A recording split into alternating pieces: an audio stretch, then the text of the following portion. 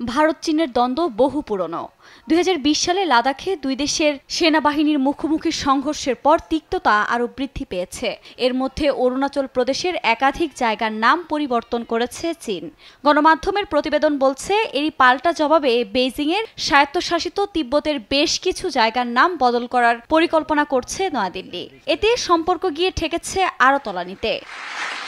জুলাইয়ের প্রথম সপ্তাহে কাজাখস্তানে সাংহাই কোঅপারেশন অর্গানাইজেশনের বৈঠকে যোগ দিতে যাওয়ার কথা মোদির। সেখানে দেখা হতে পারে চীনের প্রেসিডেন্ট শি জিনপিং এর সঙ্গে। এতে দুই দেশের তিক্ততা কিছুটা কমবে বলে ধারণা করা হলেও তা এবার আরও ভয়াবহ রূপ নিচ্ছে।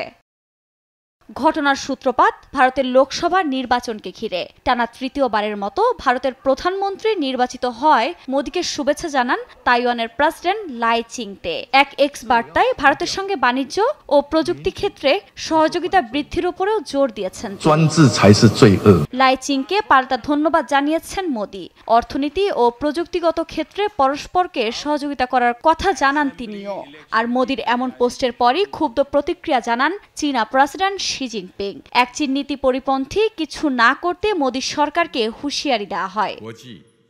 বিভিন্ন আন্তর্জাতিক গণমাধ্যমের বরাতে জানা যায়, তাইওয়ানকে নিজেদের অবিচ্ছেদ্য অংশ মনে করে চীন।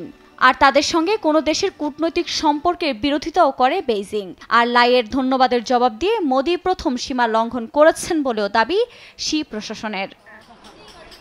আফরিন মৌ, নিউজ ডেস্ক, দেশ টিভি।